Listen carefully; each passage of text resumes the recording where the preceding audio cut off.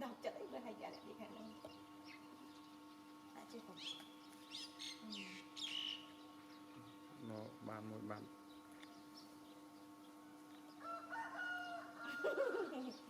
kêu nó rồi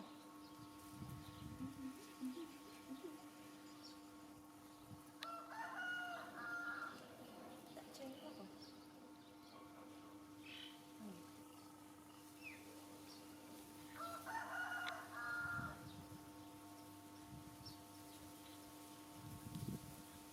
con chim hẳn ra nè con ấy tao nói ban tao mỏi nó khăm mạ ba lần dạ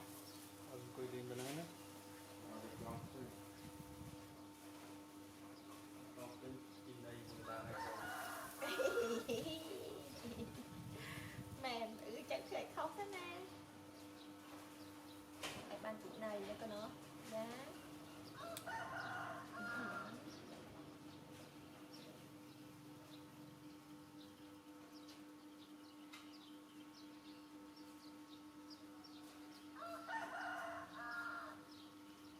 mà hiếm không ấy thích con đó cha cái thế hiếm men à cô cặp bao các ba tôi biết chứ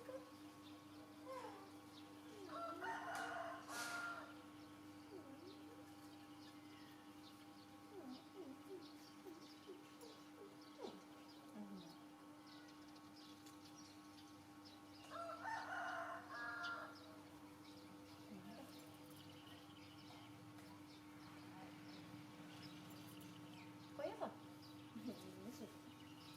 phải nhà nó bịt này với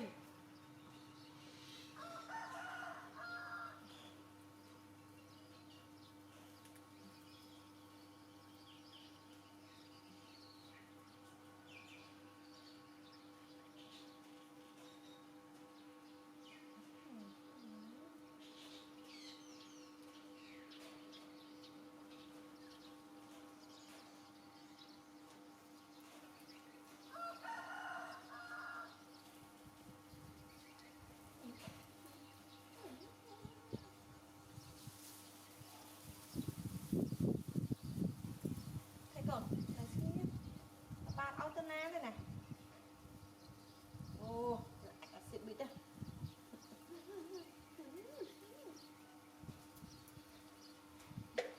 ôn nhỉ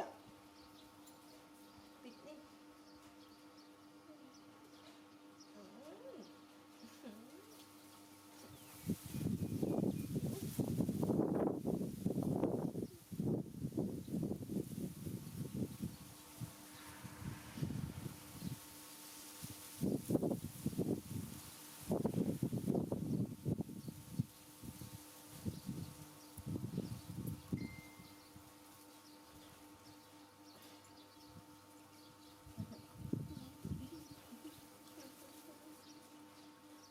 bạ bạ bạ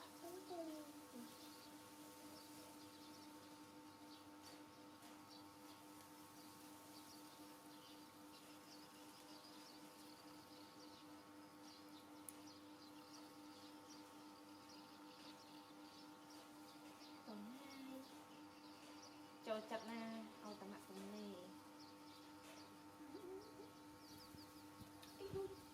ông đã thấy mày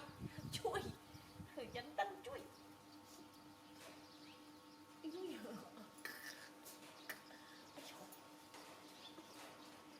ôi nục nè nục nục nục tại quay nục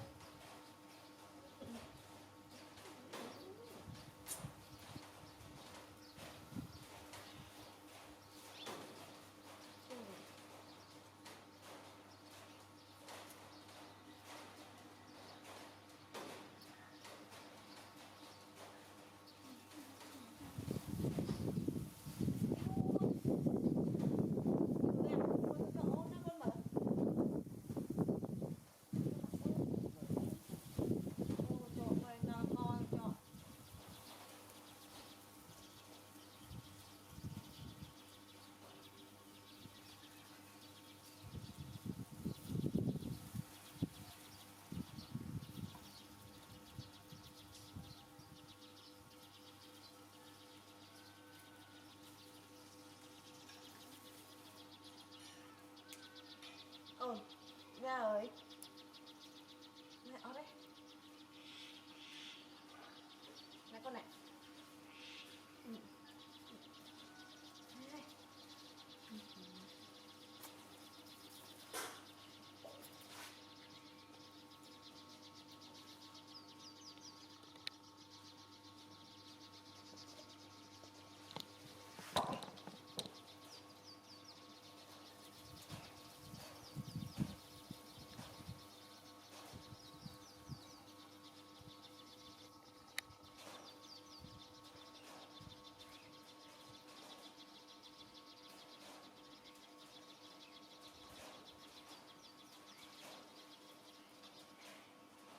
bà cô hỏi bái